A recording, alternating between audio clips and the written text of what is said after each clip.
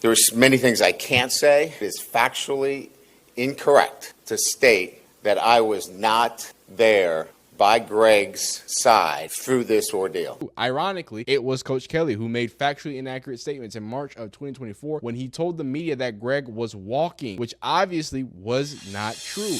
Greg Brooks, former safety for the LSU Tigers and by many accounts, a defensive leader for the LSU Tigers. It's a very, very sad story, including cancer, a diagnosis, but now it's getting really nasty because it went from someone who was suffering through something, who was just a part of our football family, now to fighting in the streets between families and football. So we're gonna go a little deeper in it, look at Brian Kelly's comments, the comments from Greg Brooks, man. If y'all enjoy these types of videos, these more update and newsy types of videos, man, let me know. Like a video if you like it, dislike if you don't like it. Subscribe if you want to see more college football updates. Let's hop right into it. So to give you a background, like I said, Greg Brooks was diagnosed with a rare form of brain cancer, and obviously LSU announced that. The surgery was successful, so they did remove the tumor, and there was no evidence that the cancer has spread. So this was back in 2023, right? The Brooks family, LSU Athletics, and Our Lady at the Lake Health announced today that Greg Brooks has been diagnosed with a rare form of brain cancer. I cannot pronounce that. And obviously they had multiple links from the support and different things like that.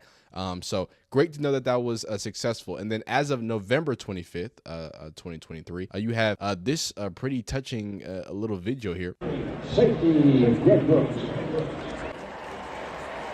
We got a lot of love here. We're not using words like to put into, respect it to let somebody know.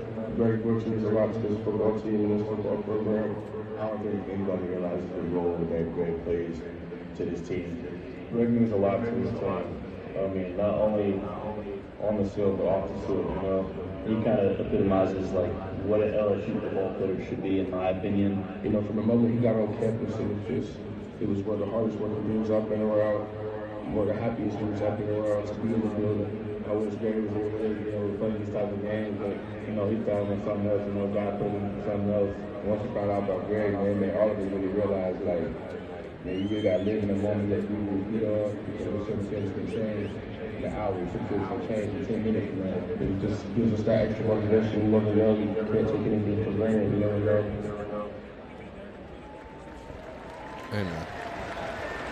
And like I said, from all accounts, extremely touching. And then even, and this is where it gets real nasty. This is October 2nd, 2023, from the same man who he's not specifically being, sued, but one of the men who is being accused of not reaching back out to Mr. Greg Brooks. This is him, Brian Kelly, the man of many accents, kind of having this conversation. Again, seemingly being pretty informative, being pretty positive about the situation. And just I know things are bigger than football, obviously. Yeah. But one more thing as well, just not having him out there, just from a football standpoint, how much of a void is that? Not have a leader back there to help with communication, line guys up in secondary. Yeah, I mean, certainly the last thing I was thinking about was the tackling, but saw Greg yesterday. We had a couple of players over there. Greg, I know, was over there, Penn and Mackay. He's able to respond to commands. It's been a long road for him. His family has been amazing. They're there every day. The support that he's been receiving from the community has been overwhelming. I know the family can't thank everybody enough for the great support, but this is a long battle, and he continues to fight every day. He was able to give us thumbs up yesterday when we were there, so we're getting those little acknowledgments that makes us feel better as we get a chance to see him. Yeah, I mean, as I mentioned, Greg and Joe Fouché and Jay Ward and Jared Bernard Converse and Mackay Gardner, those were veteran dudes for us last year, and they got the ball on the ground. And we got to keep working with our young guys, and we got to get the ball on the ground. But there's a significant loss in tackles there, and we knew it was going to be a process, and we're going to stick with our process, and we're going to keep working at it. And I'm sorry. Every time I listen to Brian Kelly, he makes my skin crawl. So don't worry. We've got more Brian Kelly press conferences. Before we get into that, we have to talk about, of course, where we are in present day, and that is Greg Brooks coming out and saying that former safety for Louisiana State University is speaking out to share advice for young athletes after going a life-changing brain surgery. And of course, in an exclusive interview with Good Morning America, Greg Brooks said that he hasn't heard a single word from the LSU Tiger staff since 2023, and most importantly, not from the head coach, Brian Kelly. Now, Brian Kelly is already a very easily unlikable person in the world of college football, so I have to hope that this is incorrect. And of course, he's come out and denied these claims, but before that, I think it's because at the end of the day, when money's involved, this is where things get real nasty, right? At the end of the day, there is a lawsuit. So we're going to read through not just the lawsuit, the details of the lawsuit and some different things like that, and then kind of take these next steps to kind of see how we evaluate. Listen to Brian Kelly's response as well. So in August of 2024, former LSU defensive back Greg Brooks Jr. filed a lawsuit against the LSU Tigers, its board of supervisors, and Our Lady of the Lake Regional Medical Center, alleging gross negligence in the handling of his medical condition during the 2023 football season. Brooks, who transferred from LSU from Arkansas in 2022, began experiencing symptoms such as dizziness, vomiting, and balance issues during an August practice. Despite these warning signs, he alleges that LSU staff pressured him to continue practicing and playing, threatening his starting position if he did not comply. The lawsuit contends that LSU team trainers misdiagnosed his symptoms as vertigo, delaying a referral to a specialist for weeks. By the time an MRI was conducted on September 14, 2023, it was revealed a cancerous brain tumor requiring immediate surgery, performed the following day by Dr. Brandon Graynor, who is a defendant in the lawsuit. The procedure at Our Lady of the Lake Regional Medical Center resulted in multiple strokes, leaving Brooks permanently disabled. Also named in the lawsuit are LSU head coach Brian Kelly. Okay, so I lied. He is specifically named in the lawsuit. I'm sorry. I thought he was just a name, a part of it. My fault, Brian Kelly. You're getting sued. Former defensive coordinator Matt House, former safety coach, I mean, everybody's naming it apparently, head athletic, the whole squad. The lawsuit argues that these individuals failed to act on clear neurologic symptoms, neglected concussion protocols, and delayed necessary care, compounding Brooks' injuries, lifting the veil on collegiate athletic brain health. And they're talking, they start yapping and more yapping. The broader context of athletic safety. Brooks' case highlighted disparities between the collegiate and professional sports. The NFL mandates the presence of independent neurologists at every game, alongside 3 concussion spotters to ensure impartial evaluation and care. In contrast, LSU had 3 team doctors, none of whom were neurologists, raising questions about the adequacy of care provided to collegiate athletes.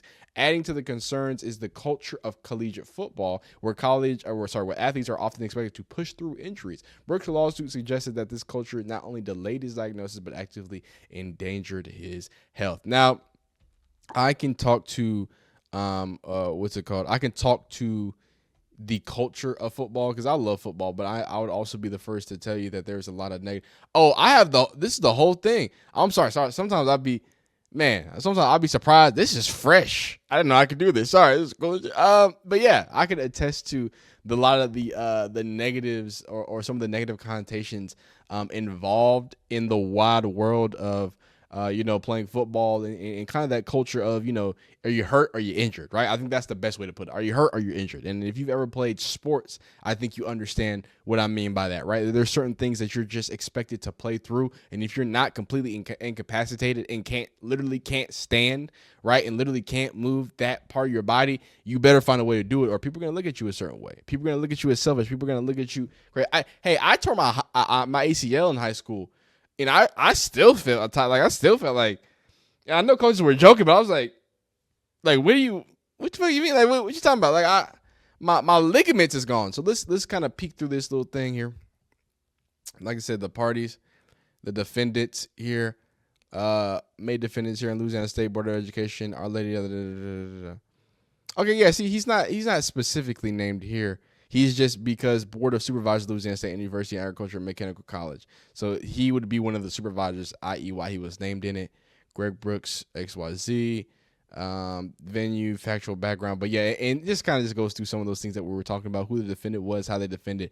But with all this craziness, and of course, more importantly, the popularity that it was gained from this Good Morning America situation, a lot of people were putting Brian Kelly's feet to the fire. So again, one of the more unlikable people in all of college football What does he have to say, and how does he have to say when his feet are at the fire? Let's hear it.